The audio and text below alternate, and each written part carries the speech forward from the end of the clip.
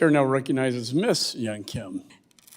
Thank you, Chairman McCall and Ranking Member Mix for holding today's hearing. I want to thank General Milley and General McKenzie for coming before our committee with your testimonies. And I do also want to welcome the Gold Star families and veterans. Thank you for your service.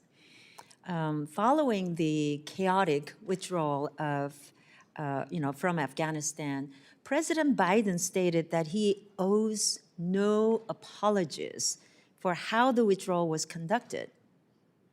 I disagree. To this date, we're still unclear on how many Americans were left behind in Afghanistan and remain there, not to mention Afghan allies that helped our service members with translation services and intelligence gathering. That could have been prevented if the withdrawal was not carried out in a way that was dismissive of advice coming from the DoD's top leadership. President Biden also promised in an ABC News interview just a few days after the Taliban takeover of Kabul that if there are American citizens left, we're going to stay until we get them all out. Well, that's not happened. So General Milley and General McKenzie, did you consider this promise an order from the president? No, the ABC interview, I wouldn't consider that an order. We receive orders from the White House in formal ways. It has been like this for decades. Typically, they are signed by typically the National Security Advisor to the President, and then that's transmitted to the Secretary of Defense, chain of command, and then the Joint Staff and the Chairman will take those orders, turn them into military orders to transmit to the combatant commanders. So I wouldn't consider an ABC interview or any other means of immediate communication as a quote-unquote an order. General McKenzie? I think General Milley described it exactly correct. Was there any contingency planning with the State Department to ensure that no citizens would be left behind? After we departed on the end of August. Asking prior to the withdrawal, was there contingency planning with the State Department? So we always plan for capacities. For example, from the very beginning, CENTCOM worked with a number of about 150,000. That's how many people we thought, that goes back to June of 2020. That was the number that we thought would have to come out. So the Department of Defense's responsibility there is to make sure you got the airplanes to move them, you can process them. But it's up for the Department of State to say who's coming out, how you're going to categorize those people, how you're going to sort them, and how you're going to get them there. And that's when I would talk about the velocities, the different velocities of the two departments. We were pretty straightforward with our ability to do that, but we're dependent on the Department of State actually to make those decisions that turn our ability into actual movement of human beings. Sure.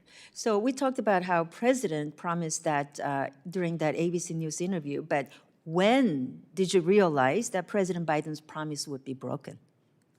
I'm sorry, just help me with that. When did you realize that President's promise of getting every one of the American citizens left in Taliban will be left? I mean, we'll get them out.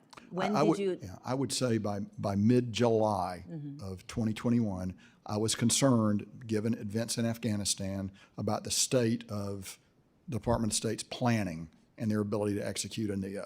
Now, I never thought we'd get everybody out. I always thought there would be some, you're never going to attain perfection there, but you'd want to get that number as small as possible. So I knew there would be people left behind. We weren't going to be able to get everybody out, but you wanted to get as close to zero as you can.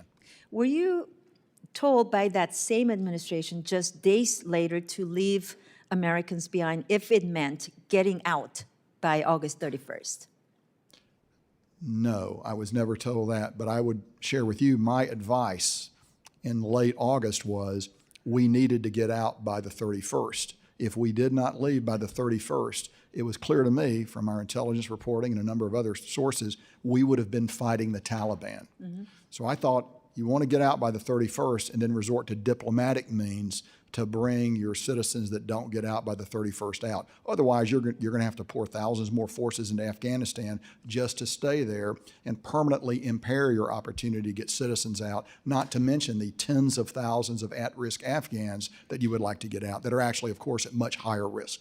Let me ask General Milley my last question. You previously testified that during the NEO, you and General McKenzie both recommended against keeping U.S. forces in Afghanistan past August 31st. So why would you recommend this, even with hundreds of Americans and tens and thousands of Afghan allies left behind?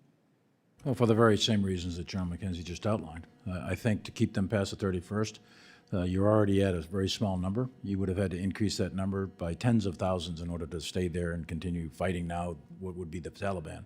As far as the American citizens, it wasn't clear then, and it's still not clear to me, what those numbers are or were.